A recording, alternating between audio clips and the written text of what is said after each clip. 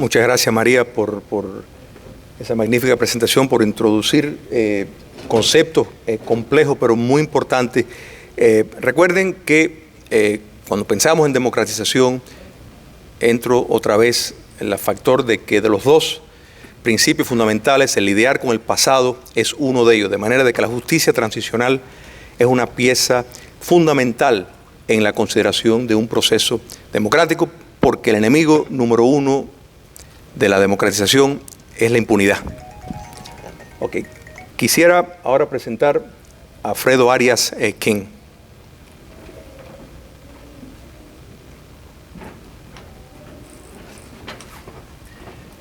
Gracias, Julio, muy amable. Gracias, María Huerlao, por la presentación y por invitarme a este distinguido panel con viejos amigos. Aquí veo varios también y a ustedes, alguno de ustedes les va a tocar, por cierto, encabezar una comisión en una Cuba democrática, así que es importante este panel porque esto de la justicia transicional va a definir si Cuba es una democracia exitosa o si es una democracia defectuosa, ¿no? Bueno, son 15 minutos, ¿no? Aquí pongo mi cronómetro. ¿Qué es la justicia transicional? Como María mencionó, son medidas especiales de un nuevo gobierno democrático luego de una transición de una dictadura.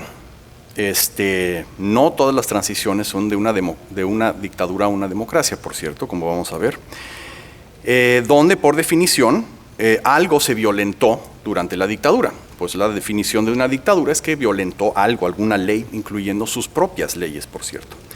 ¿Cómo? Son varias herramientas judiciales, administrativas, comisiones ad hoc, como la Comisión de la Verdad en Sudáfrica de Desmond Tutu, donde en todo el mundo, donde hubieron dictaduras que transitaron a democracias, Asia, Latinoamérica, África. Y aquí vamos a platicar un poco sobre Europa del Este.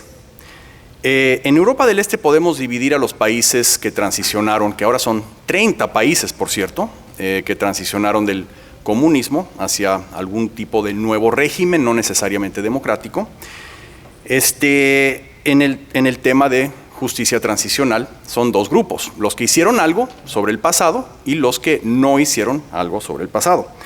Y no todos son los que no hicieron algo sobre el pasado, no todos son los Uzbekistanes o las Rusias, donde nunca hubo un verdadero demócrata en el poder después del colapso del comunismo, pero también incluyen algunos países verdaderamente democráticos como Polonia, donde tuvieron un pacto, Magdalenka, ¿se acuerdan aquí con cómo se llaman nuestros amigos, el pastor Félix y varios otros, Antunes, nos invitó el Instituto Lech Wałęsa y nos sentamos en esa misma mesa Magdalenka a ver si absorbíamos algunas de las lecciones del pacto que hicieron el régimen con Solidarność en el 89 para transicionar pacíficamente hacia el no comunismo, ¿no? Pero el precio que tuvieron que pagar los demócratas fue bastante alto de dejar las estructuras intactas y no hacer justicia transicional.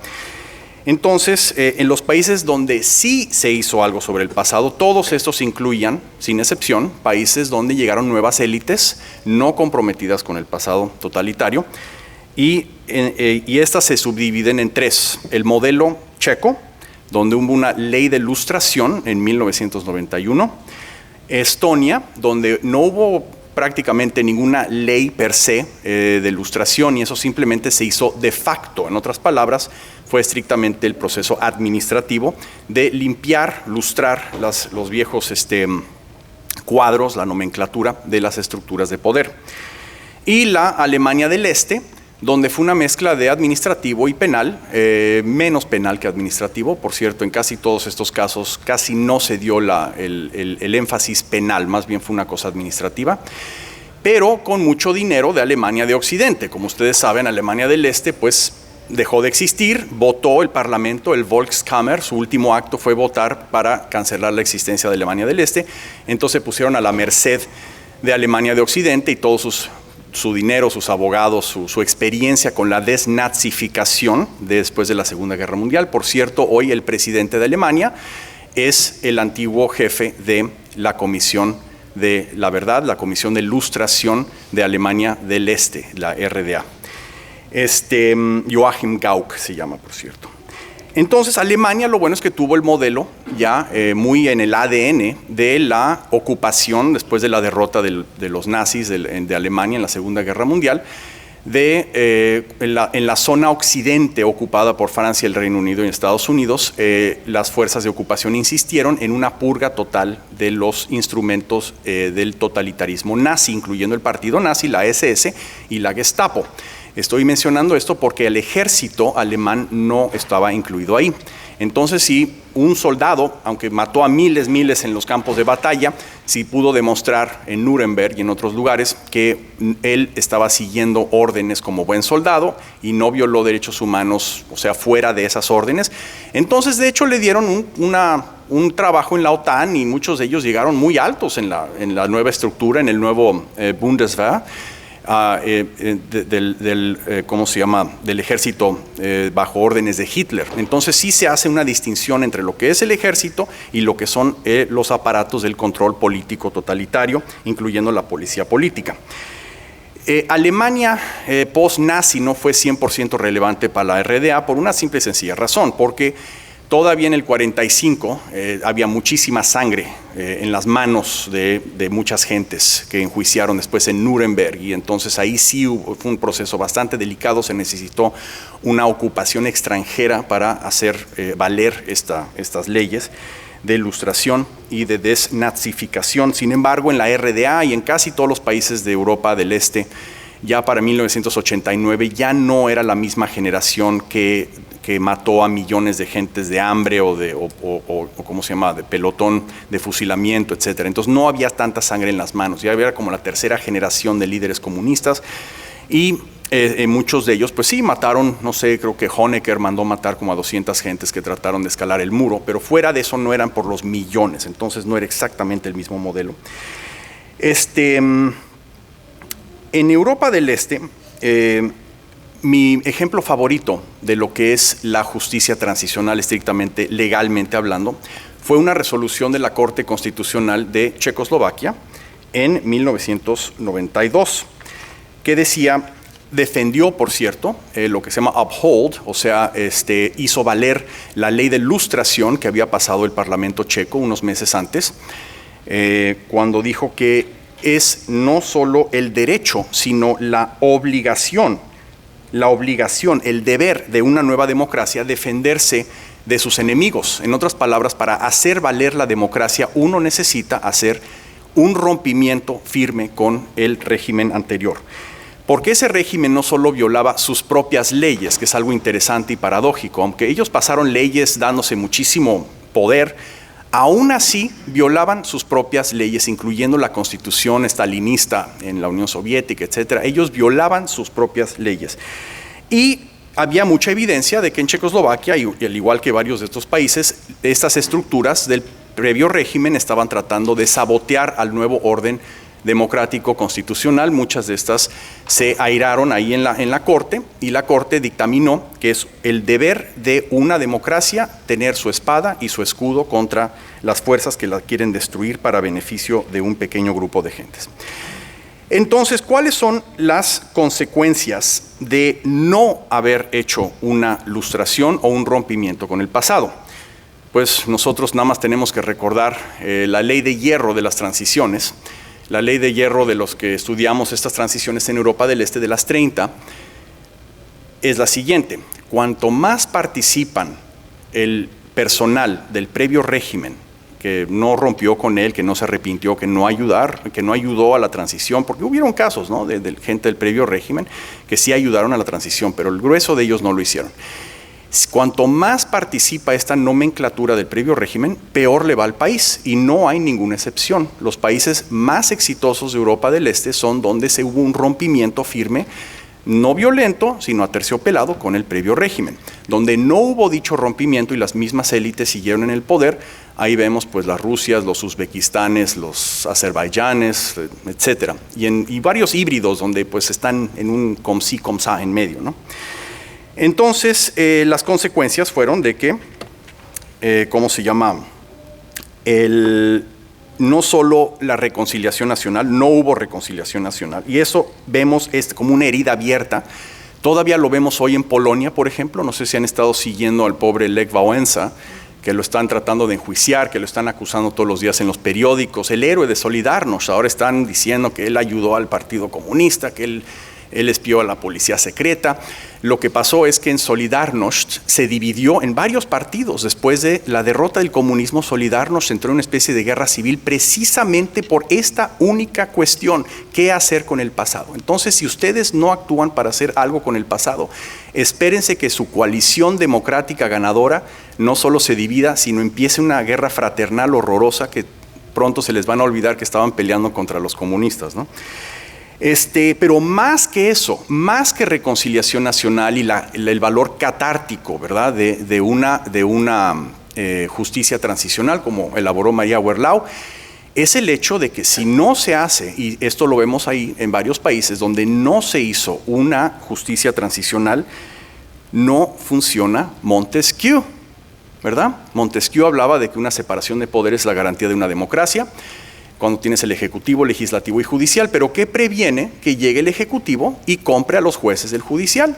O les diga, pues ¿te acuerdas cuando íbamos con las prostitutas y aquí tengo fotos, así que tú más te vale dictaminar a mi favor en contra de esto? Lo estamos viendo en Venezuela, ¿no? Cuando en la cosa revocatoria el Poder Judicial ha dejado de funcionar en Venezuela.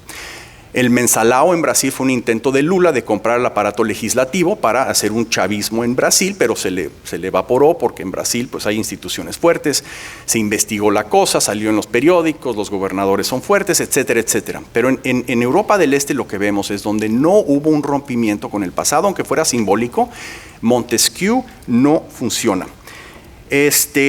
Como dijo nuestro gran amigo Filip Dimitrov de Bulgaria, el Havel búlgaro, que se arrepintió por no haber hecho una ley transicional y por eso regresaron los comunistas a Bulgaria. Él dijo, si no rompes con el previo régimen, vives en complicidad con él. Es una cita que me gusta bastante. Entonces, la credibilidad, la unidad de los demócratas, la democracia en sí está en juego. Entonces no es una cosa meramente teórica o un lujo. Reconciliación nacional es bonito, pero hay que reconstruir al país primero. No, son íntricamente relacionados. ¿Qué pasó en los tres países que sí hicieron lustración? Un rompimiento firme con el pasado. Les recuerdo, la República Checa, ni siquiera Checoslovaquia, porque se acuerdan que Eslovaquia rompió con la Chequia y lo primero que hicieron fue cancelar todas las medidas de lustración que se hacían en territorio eslovaco y por eso acabaron con un dictador, un gángster básicamente, llamado Vladimir Mečiar hasta 1998. Entonces, en la República Checa, en Estonia y en Alemania del Este, ¿qué ha sucedido desde entonces, desde el 89-91, cuando tuvieron sus transiciones? No han tenido problemas constitucionales serios.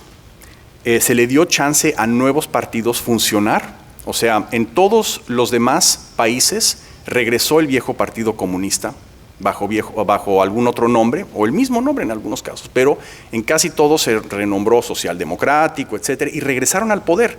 Sin embargo, los únicos 3 países de los 30 donde hubo un rompimiento firme con el pasado, con estas herramientas de justicia transicional: la República Checa, Estonia y la RDA, un caso muy raro, muy especial, porque se formó parte de un país más grande. Entonces, básicamente son 2 de los 30 donde nunca regresó la vieja nomenclatura, y eso se llaman República Checa y Estonia. Entonces, no creo que sea coincidencia que los países que hicieron un rompimiento le dieron chance a nuevas élites políticas, tanto de derecha como de izquierda. Hay que recordar que esto no es un pleito ideológico. Los socialdemócratas verdaderos, anticomunistas, pro democracia, que son parte de nuestra familia democrática, triunfaron bastante bien en la República Checa y en Estonia como gente nueva que construyeron nuevas instituciones.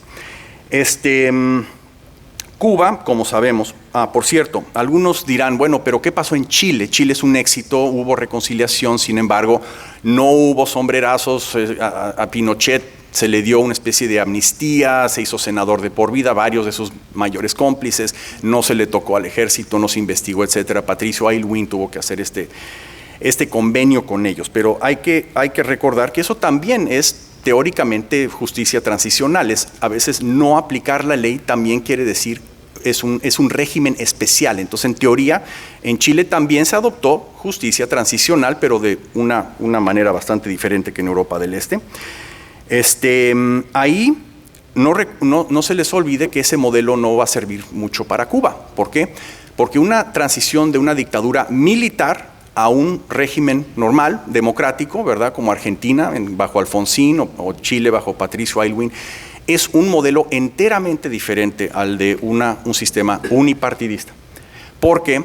Porque los militares no tienen un proyecto político per se, simplemente quieren no irse a la cárcel, mientras en Europa del Este sí hay un proyecto político de las gentes del previo régimen y que no solo es ideológico, sino involucra miles de millones de dólares de dinero fácil, monopolios, privatizaciones, autoprivatizaciones, etc.